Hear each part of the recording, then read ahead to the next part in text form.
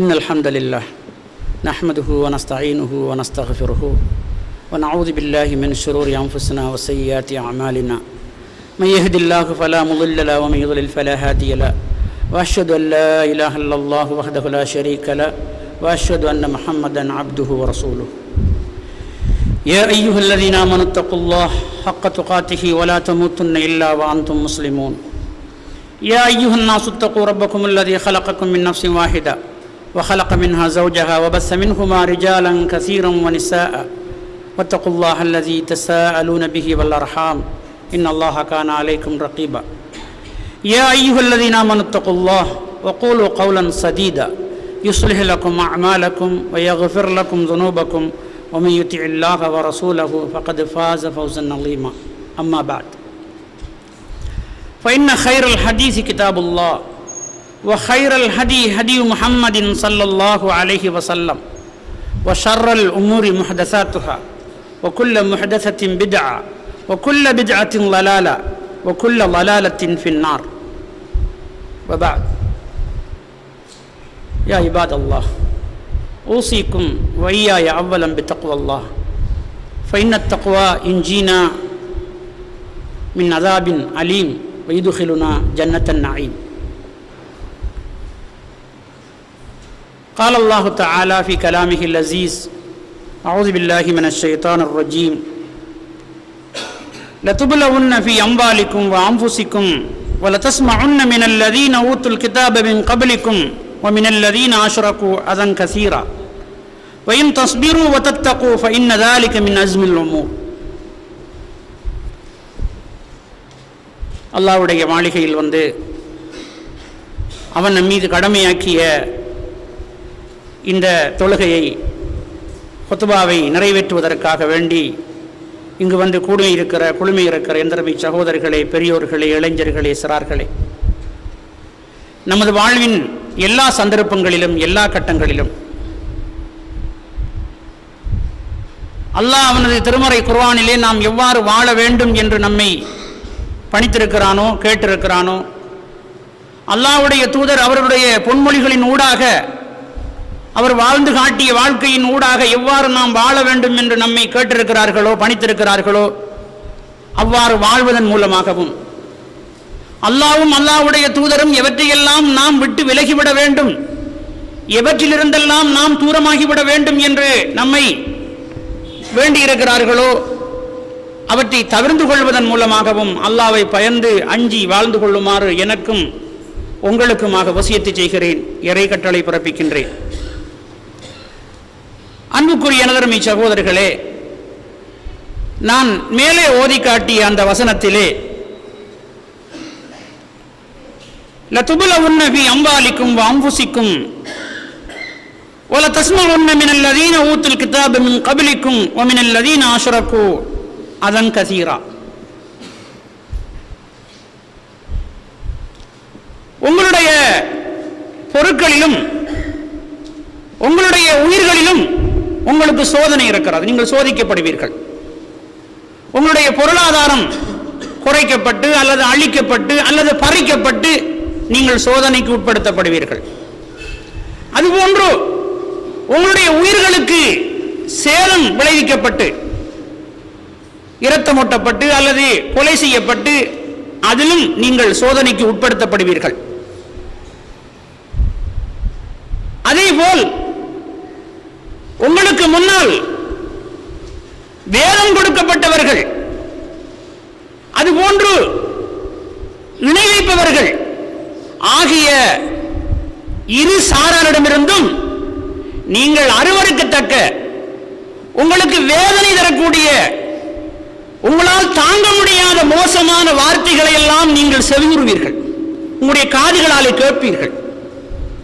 இந்த நேரத்தில் நீங்கள் எவ்வாறு நடந்து கொள்ள வேண்டும்?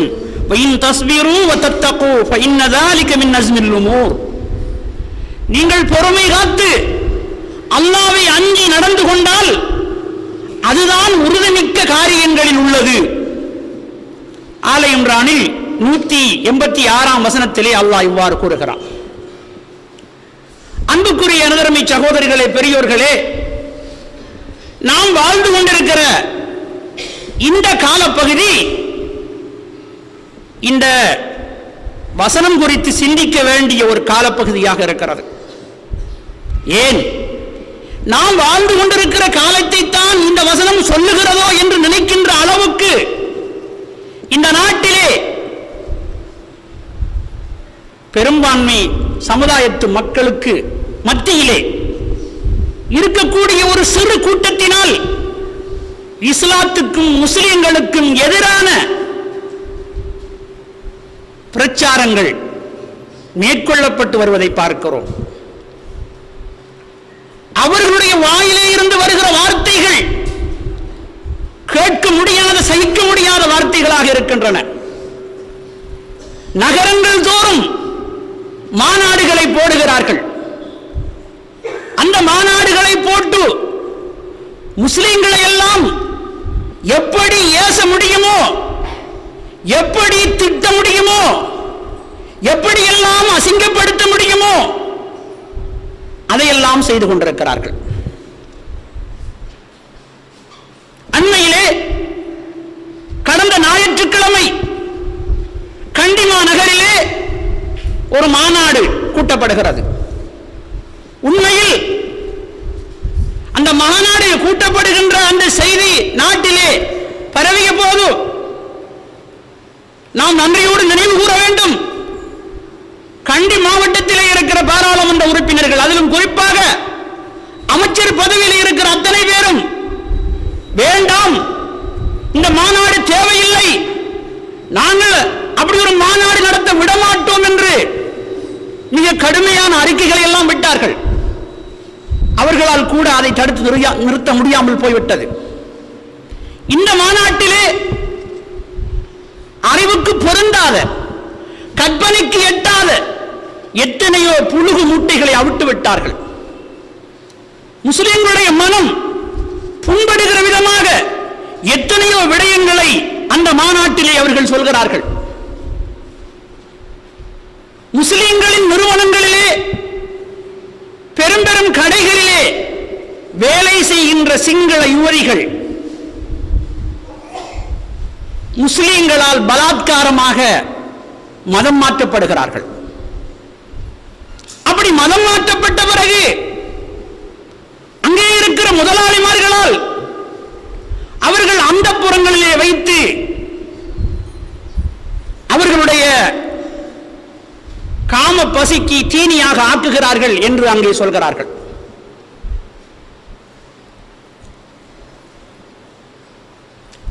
அன்புக்குரிய சகோதரர்களே,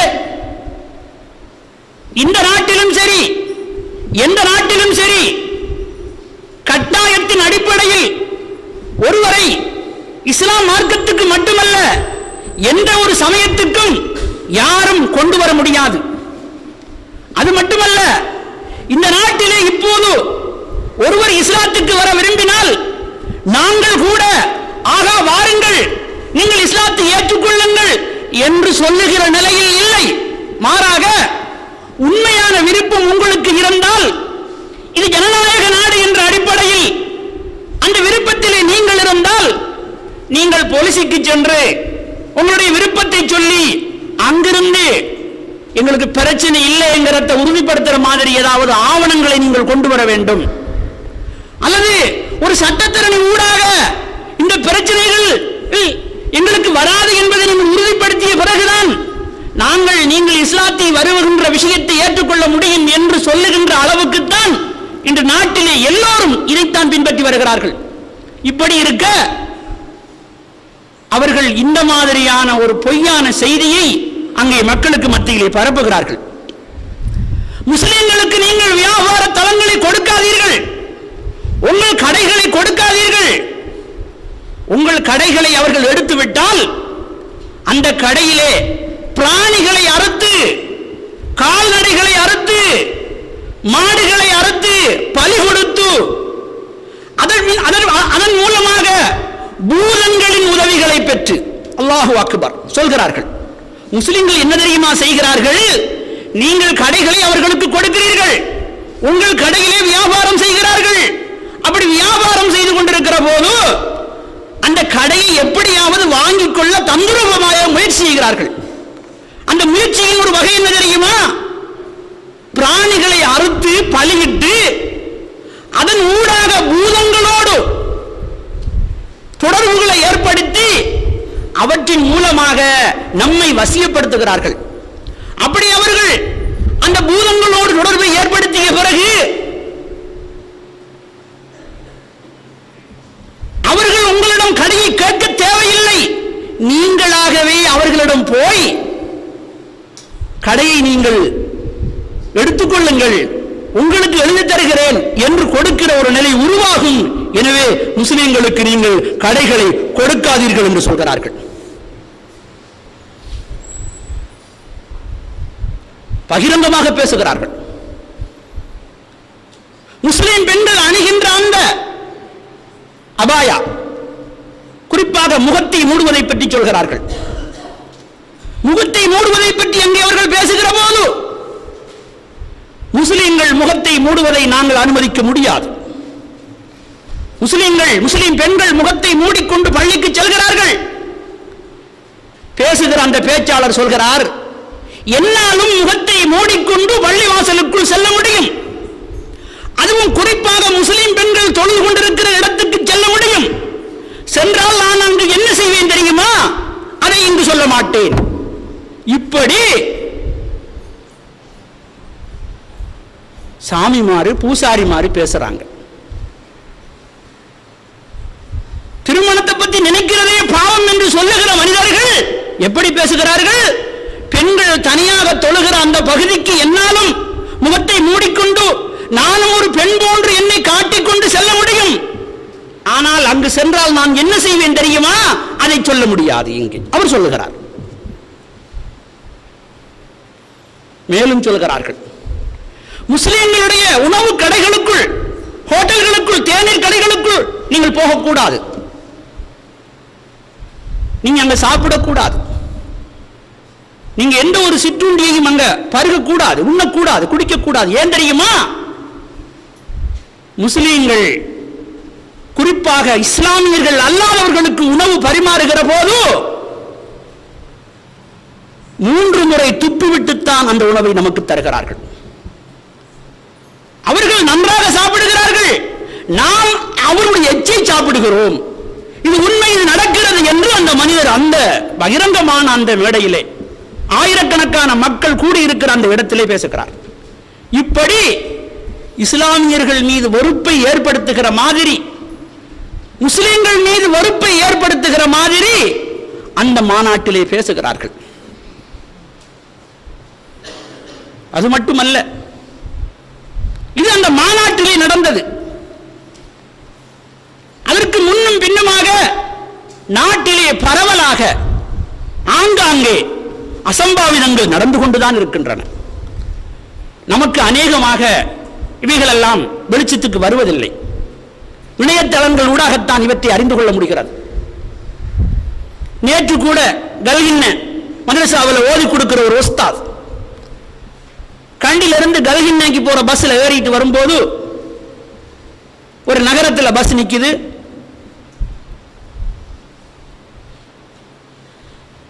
வெளியே இருக்கிற ஒரு சகோதரர் பஸ் கண்ணாடிக்கல கையை போட்டு தொப்பியை கலட்டி அப்படியே கீழே போட்டு காலால் மிதிக்கிறார்.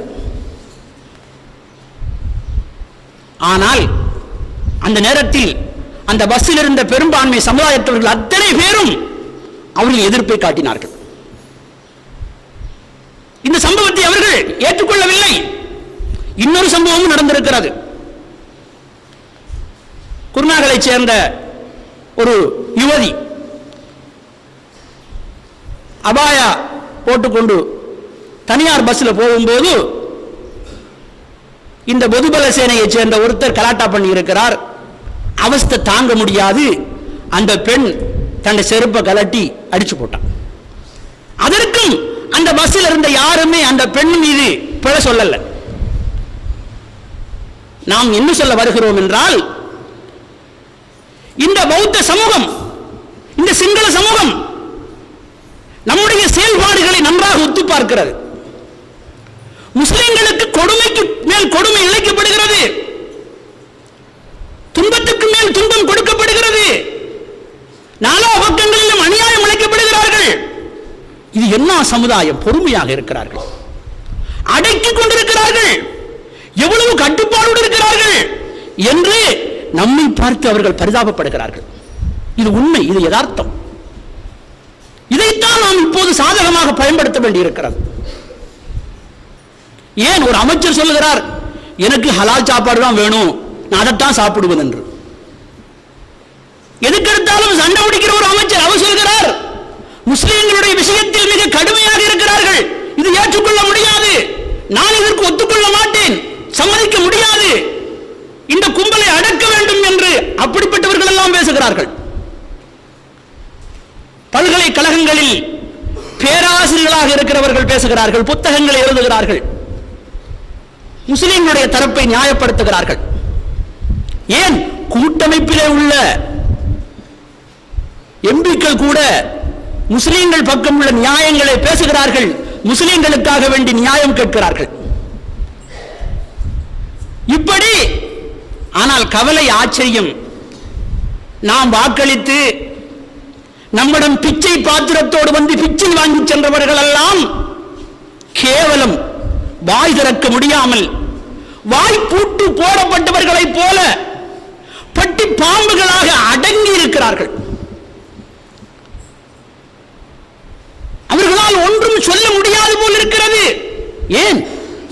சிங்கள அமைச்சர்கள் பேசுகிறார்கள், சிங்கள எழுத்தாளர்கள் எழுதுகிறார்கள், மற்ற சமுதாயத்தில் உள்ளவர்கள் நமக்காக பேசுகிறார்கள், நம்மவர்களில் பலர், அநேகர் அடங்கி போய் கிடக்கிறார்கள், ஒன்றும் பேசாமல் இருக்கிறார்கள். அவர்கள் கொஞ்சம் கூட நினைத்து பார்க்கிறார்கள் இல்லை, இன்னும் சில காலங்களில் இந்த சமுதாயத்திடம் நாம் திரும்பவும் அந்த பிச்சை பாத்திரத்தோடு, பிச்சை பொட்டியோடு பிச்சை கேட்க வரத்தானே வேணும். நாம் என்ன பதில் சொல்ல போகிறோம், என்ன சாணக்கியம் என்று பேச போகிறோம், எந்த முகத்தோடு இந்த சமுதாயத்தை சந்திக்க போகிறோம் என்று அவர்கள் நினைத்து பார்ப்பதாக நமக்கு தெரியவில்லை. அன்புக்குரியவர்களே, இந்த மாதிரியான ஒரு துன்பகரமான நிகழ்வு நாடளாவிய ரீதியில் ஒரு சிறு கும்பல் மிக கச்சிதமாக திட்டமிட்டு உள்நாட்டிலும் சரி வெளிநாட்டிலும் சரி உதவிகளையும் ஒத்தாசைகளையும் அனுசரணைகளையும் பெற்று செயல்பட்டுக் கொண்டிருந்தாலும் நம்முடைய நடவடிக்கைகளை அவதானிக்கின்ற பெரும்பான்மை சமுதாயத்து மக்கள் நம் மீது அனுதாபப்படுகிறார்கள், இறக்கப்படுகிறார்கள். கண்டியில் நடந்த மாநாட்டுக்கு பிறகு அங்கே உள்ள ஒரு நண்பருக்கு நான் தொடர்ச்சியாக ஒவ்வொரு நாளும் கோல் எடுத்து கேட்டுக்கிட்டே இருந்தேன், எப்படி நிலவரம் இருக்குது, எந்த மாதிரி அந்த மக்கள் உங்களோட நடந்து கொள்றாங்க அப்படின்னு கேட்டேன். அதுக்கு அந்த சகோதரர் சொன்னாரு, உண்மையிலே இந்த சிங்கள சகோதரர்கள், பௌத்த சகோதரர்கள் எங்களிடம் நேரடியாக சொல்றாங்க, எங்களுக்கு வெக்கம் அறிக்கை உங்களோட முகத்தை பார்க்கறதுக்கு, உங்களோட நாங்க எப்படி பேசுற, எங்களுக்கு கஷ்டமா இருக்குது பேசுறதுக்கு. இந்த மாதிரி எங்கேயோ கிடந்தவங்க வந்து அநியாயக்காரர்கள், கெட்டவர்கள், இவர்கள் மனிதர்களே அல்ல, இவர்கள் தான் பிசாசுகள், இப்படிப்பட்டவர்கள் நமக்கிடையில் குரோதத்தையும் சண்டை சச்சரவுகளையும் ஏற்படுத்த பார்க்கிறார்களே, உண்மைக்கு புறம்பான செய்திகளை எல்லாம் சொல்கிறார்களே, அதை கேட்கும் போது எங்களுக்கு உங்களை பார்க்க வெட்கமாக இருக்கிறது என்று அவர்கள் வெட்கப்படுகிறார்கள்.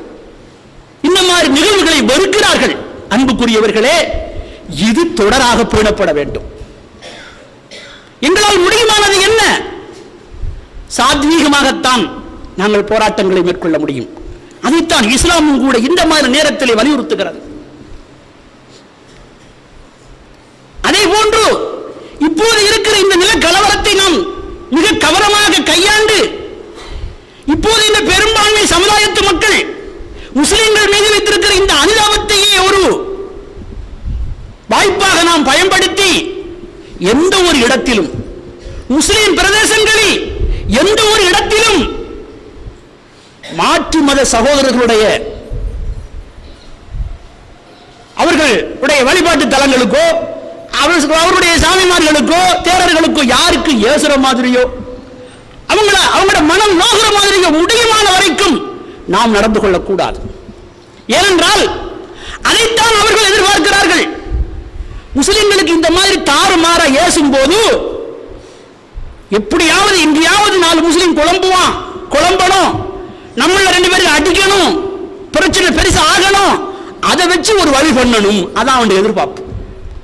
இந்த எதிர்பார்ப்புக்கு நாங்கள் இந்த நாட்டிலே வாழுகிற எந்த ஒரு முஸ்லிமும் பலியாகிவிடக் கூடாது. இந்த செய்தியை நான் மாத்திரம் என்று சொல்லவில்லை. ஊடகங்களை பார்க்கிற போது, இணையதளங்களை பார்க்கிற போது ஆலிம்கள் இந்த நாட்டு முழுக்க இருக்கிற முஸ்லிம்களுக்கு இதைத்தான் சொல்கிறார்கள். இன்னும் ஒன்றை சொல்கிறார்கள், முஸ்லிம்களுக்குள்ளே கருத்து முரண்பாடு இருக்கிறது, அவர்களுக்கு மத்தியிலே சிறு சிறு மார்க்கரீதியான பிரச்சனை இருக்கிறது. இதை வைத்துக் கொண்டு இதற்கு பழி தீர்ப்பதற்காக வேண்டி இந்த சந்தர்ப்பத்தை பயன்படுத்தாதீர்கள். ஏனென்றால் ஒரு இணையதளம் ஒரு செய்தி வெளியிட்டிருக்கிறது, பார்த்திருப்பீர்கள். ஜஃப்னா முஸ்லிம் என்கிற இணையதளத்திலே ஒரு செய்தி போட்டிருக்கிறது. வஹாபிகள் என்ற ஒரு குழுவை பற்றி ஜனாதிபதிக்கு கடிதம் அனுப்பியிருக்கிறார்கள். அந்த கடிதத்தை அத்தனை சிங்கள அமைச்சர்களுக்கு அனுப்பியிருக்கிறார்கள்.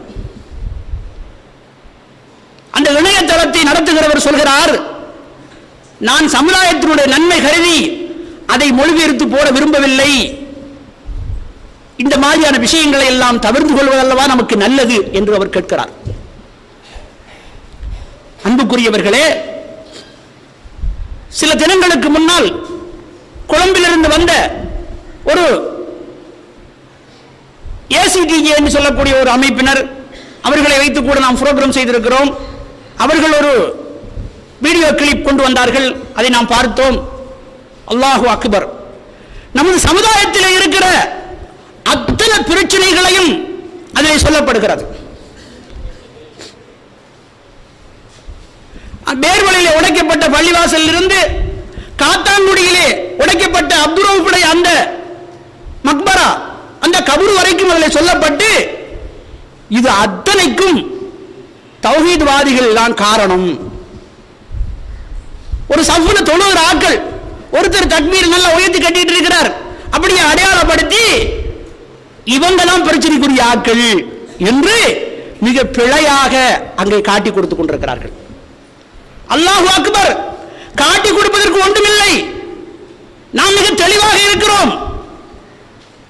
நாம் எந்த ஒரு சந்தர்ப்பத்திலும் இந்த சமுதாயம் எப்படி இந்த நாட்டுக்கு எதிராக எந்த ஒரு கலகத்திலும் ஈடுபடவில்லையோ அதே போன்றுதான் இந்த ஜமாஅத்தில் உள்ள ஒவ்வொருவரும் எந்த ஒரு சந்தர்ப்பத்திலும் இந்த நாட்டுக்கு எதிராகவோ அமைதிக்கு பங்கம் ஏற்படுத்தக்கூடிய விதமாகவோ நடந்து கொள்ளவில்லை, நடந்து கொள்ளவும் மாட்டார்கள் என்பதை நான் உறுதியாக இந்த இடத்தில் சொல்ல விரும்புகிறேன். எனவே அன்புக்குரியவர்களே, இப்படியான ஒரு பயங்கர நிகழ்வுகள் நடந்து கொண்டிருக்கிற இந்த காலகட்டத்தில் உண்மையில் உலமா சபை அதனால் முடிந்த சில பங்களிப்புகளை செய்திருக்கிறது. ஆனால் ஒரு விடயத்தில் அவர்களுக்கு வந்த அழுத்தம், பிரஷர், இப்படி 1000 பிரச்சனை இருந்த காரணத்தினாலே சில விஷயங்களை அவர்கள் முன்கூட்டி அறிவிக்க வேண்டிய தேவைகள் இருந்தது. அதை கூட இந்த அரசியல்வாதிகள், சும்மா இருந்தவர்கள், அவர்களுக்கு ஒரு வாய்ப்பா எடுத்துக்கொண்டு, பாத்தீங்களா முந்திட்டீங்க, யார்கிட்ட கேட்டு செஞ்சீங்க, இது எப்படி செய்வீங்க, அது ஒரு பிரச்சனை வாய்ப்பா வைத்து இந்த உலமா சபை ஹலால் விஷயத்தில் ஒரு விஷயம் முடிவை சொல்லிச்சு இல்லையா, எங்களுக்கு பொறுப்பில் நாங்க விட்டுட்டோம் அப்படின்னு சொல்லிச்சு இல்லையா, அதை இவங்க இப்ப தனக்கு சாதகம் எடுத்துக்கொள்றாங்க. சரி, அபாய பிரச்சனை இருக்குது, காலி கூட்டு பிரச்சனை இருக்குது, இன்னும் எத்தனையோ பிரச்சனை வர இருக்குது, அதுல நீ உன்ன முடிவை சொல்லும், அதுல நீ எல்லாம் கூடி முஸ்லிம் அமைச்சர்கள் எம்பிமார் எல்லாம் கூடி இதான் எங்களோட நிலைப்பாடு, இதுக்கு மாற்றமாக நாங்க எந்த ஒரு தீர்வை ஏற்றுக்க தயாரில்ல, நாங்க எடுக்கிற இந்த நிலைப்பாடு எந்த வகையில இந்த நாட்டுக்கு குந்தகமாக அமையாது அப்படின்னு சொல்ற அருகதை உனக்கு இருக்குதா? இல்ல. எனவே அன்புக்குரியவர்களே, உலமாக்கள் பொறுத்த மட்டிலும் சரி, மற்றவர்களை பொறுத்த மட்டிலும் சரி, உலமா சபையை விமர்சிப்பதில் எந்த அர்த்தமும் கிடையாது. அவர்கள் தங்களால் முடிவான வரைக்கும் முயற்சித்திருக்கிறார்கள், அவருடைய சக்திக்கு ஏற்ப நின்று அவர்கள் சில முடிவுகளை எடுக்கிறார்கள். ஆனால் ஹலால் என்பது நம்முடைய ரத்தத்தோடு உயிரோடு சம்பந்தப்பட்ட ஒரு விஷயம். உயிர் நமக்கு எப்படி முக்கியமோ அதுபோல ஹலாலை சாப்பிடுறது நமக்கு முக்கியம். இன்ஷா அல்லாஹ் அந்த ஹலாலான உணவை நமக்கு எப்படி வழங்க வேண்டும் என்பதில் அவர்கள் அவ்வப்போது அந்த தொடர்புகளை நம்மோடு வைத்துக் கொண்டு அது பற்றிய விளக்கங்களை தருவார்கள். எனவே அன்புக்குரியவர்களே, நாம் ஒவ்வொரு முஸ்லீமும் முடியுமான வரைக்கும் இந்த நாட்டிலே முஸ்லிம்களுக்கு எதிரான இந்த பிரச்சனையை முஸ்லிம்களை தூண்டிவிட்டு, முஸ்லிம்களை உசுப்பாக்கிவிட்டு முஸ்லிம்கள் ஒரு கொதிப்படைகிற ஒரு நிலையை உருவாக்கி அதன் மூலமாக பெரும் பிரச்சனையை ஏற்படுத்துவதுதான் இந்த கும்பலினுடைய நோக்கமாக இருக்கிறது. அதற்கு நாம் யாரும் வழிவகை செய்யக்கூடாது. எல்லாம் வல்ல அல்லாஹ் தஆலா இந்த மோசமான மன்னர்களின் சூழ்ச்சியிலிருந்து இந்த சமுதாயத்தை பாதுகாப்பானாக.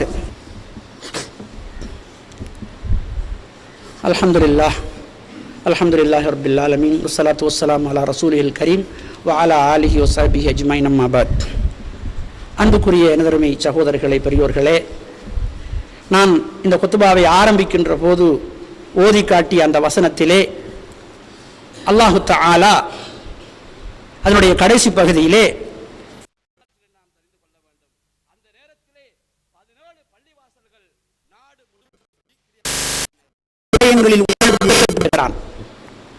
உண்மையிலே அன்புக்குரியவர்களே, நாம் இந்த மாதிரியான நேரத்தில் எங்களால் எவ்வளவுக்கு பொறுமையை மேற்கொள்ள முடியுமோ அவ்வளவுக்கு நாம் பொறுமையை மேற்கொள்ள வேண்டியிருக்கிறது.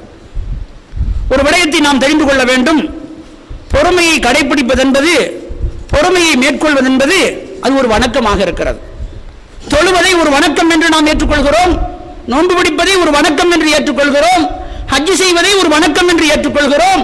அதுபோல பொறுமையை மேற்கொள்வதும் ஒரு வணக்கமாக இருக்கிறது.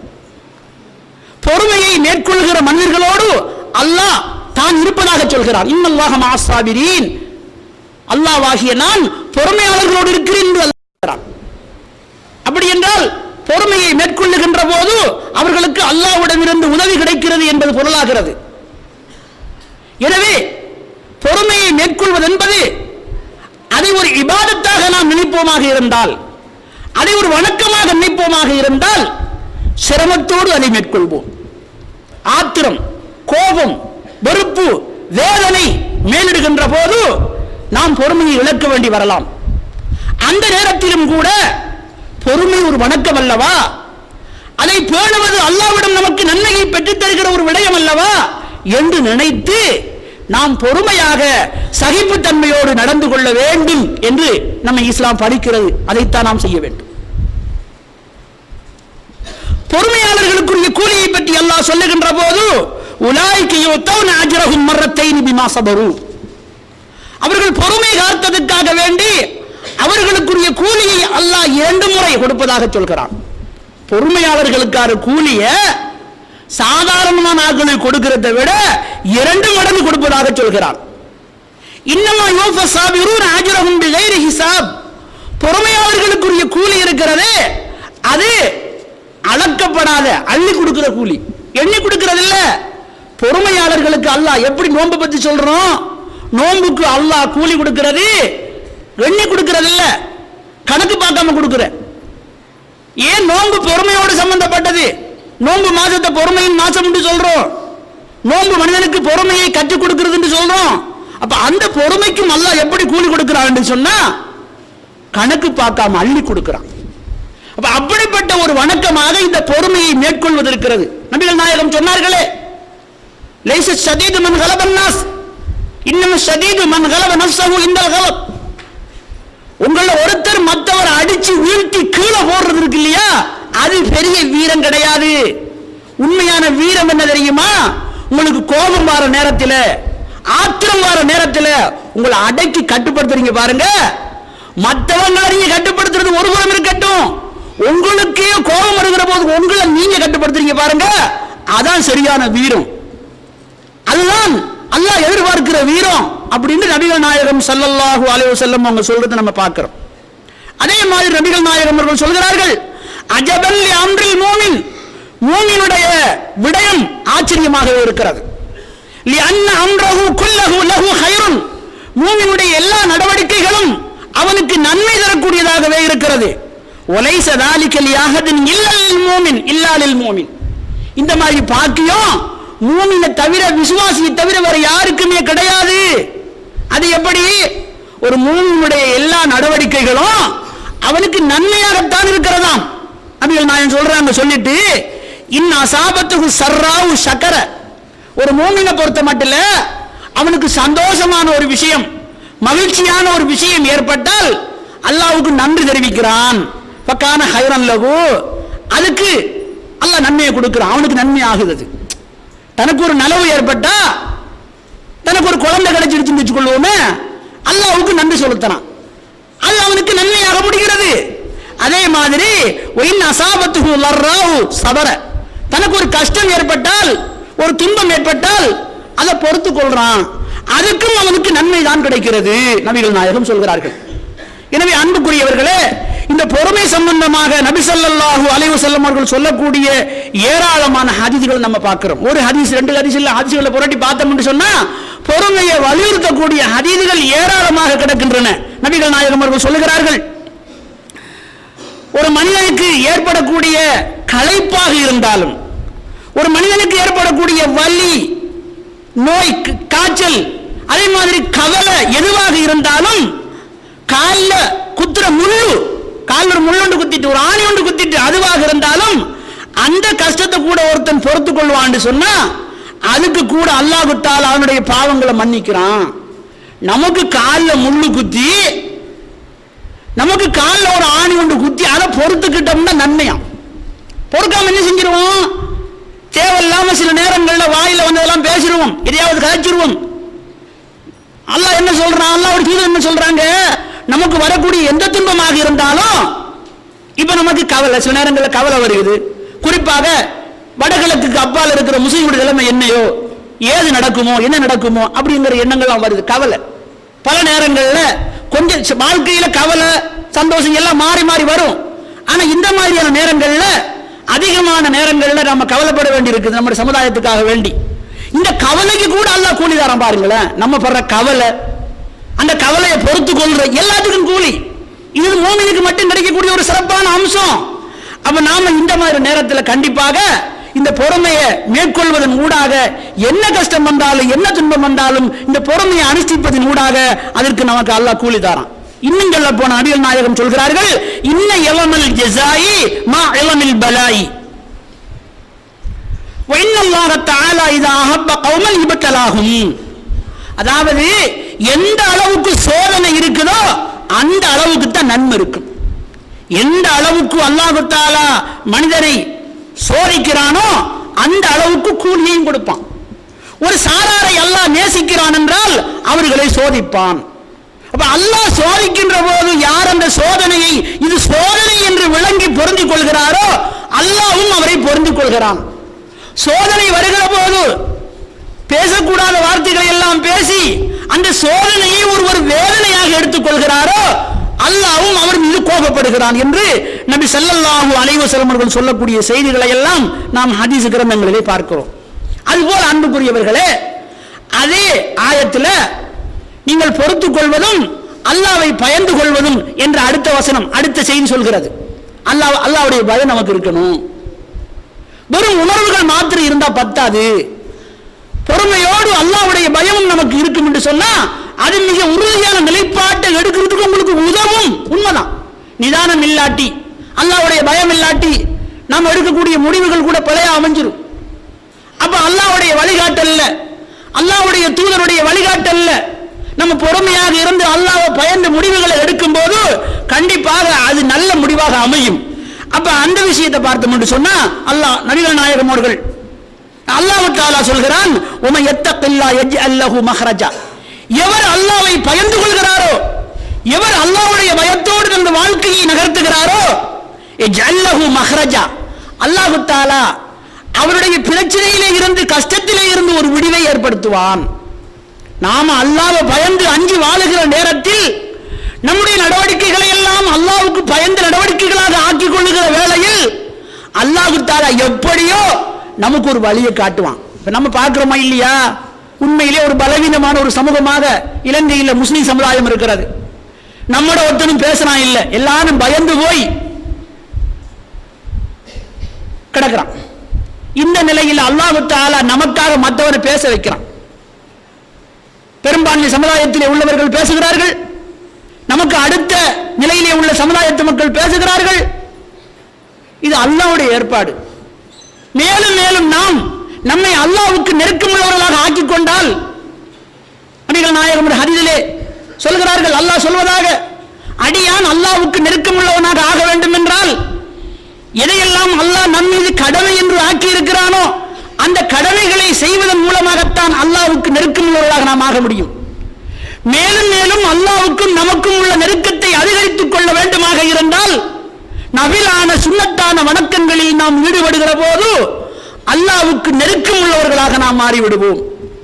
நபிகள் நாயகம் அவர்கள் சொல்லக்கூடிய செய்தியை பார்க்கிறோம். எனவேதான் இந்த இடத்தில் அல்லாஹ்வை பற்றிய அச்சம் பயம் நமக்கு இருக்குமாக இருந்தால் நிச்சயமாக அல்லாஹ் தஆலா நமக்கு வரக்கூடிய பிரச்சனைகளிலே இருந்து, நமக்கு வரக்கூடிய இடர்கள் இன்னல்களிலே இருந்து ஒரு விடிவை ஏற்படுத்துவான். அதற்கான ஒரு தீர்வை பெற்று தருவான். அவன் நினையாத புறத்திலிருந்து உணவளிப்பான். அல்லாஹ்வை பயந்த மக்களுக்கு அல்லாஹ் கண்டிப்பாக உணவளிப்பான். இதுவும் கூட மாற்று மத மக்களுக்கு பெரும் பிரச்சனையாக இருக்கிறது. நாம இரவு பகலா ஆம்பளை பொம்பளை பாராம வேலை செய்யறோம், தொழில் செய்யறோம். முஸ்லிம் சமுதாயத்தில் ஆம்பளை மட்டும்தான் உழைக்கிறான், அவன் ஹோ ஹோன்னு இருக்கிறான், நல்லா இருக்கிறான், சிறப்பா இருக்கிறான். நமக்கு அந்த மாதிரி இருக்க முடியலையே, இந்த மாதிரி ஒரு ஆதங்கமும் அவங்களுக்கு இருக்குது. நம்ம அவங்களுக்கு புத்தி சொல்லலாம், நம்ம என்ன செய்யலாம், அவங்களுக்கு புத்தி சொல்லலாம். நம்ம மார்க்கத்தில் உள்ள நீ என்ன செய்யாத, தண்ணி அடிக்கிறத விடு, போதை பாவனையை விடு, தேவையில்லாத சேவைகளை விடு, இந்த மாதிரி என்ன செய்யலாம். அந்த பொதுவாக முஸ்லிம் அல்லாத சமுதாயத்தில் கூடுதலாக எதனால விரயம் ஏற்படுது என்று கேட்டா இந்த போதை வஸ்தினாலே தான் விரயம் ஏற்படுகிறது என்று சொல்கிறார்கள். ஆனா நம்முடைய சமுதாயத்துக்குள்ளே கொஞ்சம் கொஞ்சமா ஊடுருவுது. ஒரு காலத்தில் குடிக்கிறவனை பார்க்க முடியாது, அங்கே இங்கே ஒருத்தன் இருப்பான். இன்றைக்கு இந்த சமுதாயத்தில் கூட நம்ம குறித்து சொல்லக்கூடிய அளவுக்கு அங்குண்டு இங்கொண்டுமாக இந்த குடிப்பழக்கத்துக்கு இரையானவர்கள் முளைத்துக் கொண்டு வருகிறார்கள். அல்லாஹ் பாதுகாக்க வேண்டும். எனவே அன்புக்குரியவர்களே, அப்ப அல்லாஹ் தஆலா நம்முடைய வாழ்க்கையில வரக்கத்து வச்சிருக்கிறான். அல்லாஹ் தஆலா நம்ம மீது கருணை அன்போடு இருக்கிறான். அப்ப நாம என்ன செய்யணும், கண்டிப்பாக அல்லாஹ்வுடைய அச்சம், அல்லாஹ்வை பற்றிய பயம் நமக்கு இருக்கணும். எல்லா நேரத்திலும், எல்லா சந்தர்ப்பத்திலையும், எல்லா வேளையிலையும் ஒவ்வொரு குத்பாவிலையும் சொல்றோமே, ஒவ்வொரு குத்பாவிலையும் குத்பாவுடைய ஆரம்பத்தில் 3 வசனங்களை இங்கு ஓதி காட்டுகிறோம். அந்த 3 வசனங்களிலும் அல்லாஹ் என்ன சொல்கிறான், தக்வாவை பற்றி தான் சொல்கிறான். அல்லாஹ்வை பயப்பட வேண்டும், அஞ்ச வேண்டும், அவனது பயத்திலே தான் நீங்கள் இருக்க வேண்டும். எந்த ஒரு காரியத்தையும் செய்கிற போது அல்லாஹ் பார்த்து கொண்டிருக்கிறான், அல்லாஹ் கேட்டுக் கொண்டிருக்கிறான், அல்லாஹ் அவதானித்துக் கொண்டிருக்கிறான் என்ற அந்த உணர்வோடு தான் நீங்கள் செய்ய வேண்டும். இதைத்தானே ஒவ்வொரு குத்பாவுடைய ஆரம்பத்திலும் ஒரு குத்பாவில் கூடாது சொல்லப்படாமல் விடுறதே இல்லை. எனவே அன்புக்குரியவர்களே, இந்த பிரச்சனையில இருந்து நாம விடுபடுறதுக்கு எப்படி பொறுமையை மேற்கொள்ள வேண்டி இருக்கிறதோ, எப்படி நாம் இறைவனுக்கு நமக்கும் உள்ள நெருக்கத்தை அதிகரிக்க வேண்டி இருக்கிறதோ, அது போல இஸ்திக்ஃபார், பாவ மன்னிப்பு கேட்க வேண்டி இருக்கிறது. அல்லாஹ் தஆலா சொல்கிறான், அவர்கள் அல்லாஹ்விடத்திலே பாவ மன்னிப்பு கேட்கிற நிலையில் அவர்களை அல்லாஹ் தஆலா தண்டிக்க மாட்டான். அதாவது ஒரு சமூகம் அல்லாஹ்விடத்தில் பாவ மன்னிப்பு கேட்டுக் கொண்டிருக்கிற சமூகமாக இருந்தால் அவர்களை தண்டிக்க மாட்டான். அவர்களுக்கு அல்லாஹ்வுடைய பாதுகாப்பு இருக்கும் என்று அல்லாஹ் சொல்கிறான். அதுபோல சூரத்து நூஹ்லை அல்லாஹ் சொல்லுகின்ற போது, இஸ்தக்ஃபிரு ரப்பக்கும் இன்னஹு கான கஃபாரா யுர்சிலிஸ் ஸமா அலைக்கும் மித்ராரா, நீங்கள் உங்களுடைய அல்லாஹ்விடத்திலே ரப்பிடத்திலே பாவ மன்னிப்பு கேளுங்கள். அப்படி கேட்டால் அல்லாஹ் தஆலா மழையை இறக்குவான், உதவிகளை தருவான், ஆண் பிள்ளைகளை தருவான், பாக்கியங்களை எல்லாம் தருவான் என்று சொல்கிறான். எனவே அன்புக்குரியவர்களே, நாங்கள் எப்படி பொறுமையை மேற்கொள்ள வேண்டி இருக்கிறதோ, எப்படி நமது உள சுத்தத்தை ஏற்படுத்தி தக்வாங்கிற இறையச்சத்தை ஏற்படுத்த வேண்டி இருக்கிறதோ, அதுபோல இஸ்திக்ஃபார் என்று சொல்லக்கூடிய அந்த பாவ மன்னிப்பு நாம் கேட்க வேண்டி இருக்கிறது. நாங்கள் பாவிகளாக இருக்கிற போது, நாங்கள் அநியாயக்காரர்களாக இருக்கிற போது அல்லாஹ்வுடைய உதவியை நாம் எப்படி எதிர்பார்க்க முடியும்? உண்மையில் அல்லாஹ் நமக்கு உதவி செய்ய நாடிவிட்டால் நம்மை மிகைப்பவர்கள் யாரும் இல்லை. அல்லாஹ் திருமறையில் அதையும் சொல்கிறான், இயன்சுருக்குமுல்லாஹு வலா காலிப லக்கும், அல்லாஹ் தஆலா உங்களுக்கு உதவி செய்தால் உங்களை வெல்பவர்கள் யாரும் இல்லை. அதே நேரத்தில் அல்லாஹ் உங்களுக்கு உதவி செய்வதை விட்டுவிட்டால் உங்களுக்கு உதவி செய்வர்கள் வேறு யாரும் இல்லை. எனவே அன்புக்குரியவர்களே, எனவே இந்த மாதிரியான நேரத்தில் இந்த மாதிரியான பண்புகளையும், இந்த மாதிரியான துஆ, இஸ்திக்ஃபார், தௌபா, அதுபோன்று நாம் நம்முடைய உள்ளத்தை சுத்தப்படுத்துகின்ற எல்லா விஷயங்களிலும் இறங்கி முடியுமான வரைக்கும் அல்லாஹ்வுக்கு நெருக்கமான அடியார்களாக அல்லாஹ் தஆலா என்னையும் உங்களையும் ஆக்கி வருவானாக. வாஹிர் தஅவானா அல்ஹம்துலில்லாஹி ரப்பில் ஆலமீன். வஸ்ஸலாமு அலைக்கும் வரஹ்மத்துல்லாஹி வபரகாத்துஹு.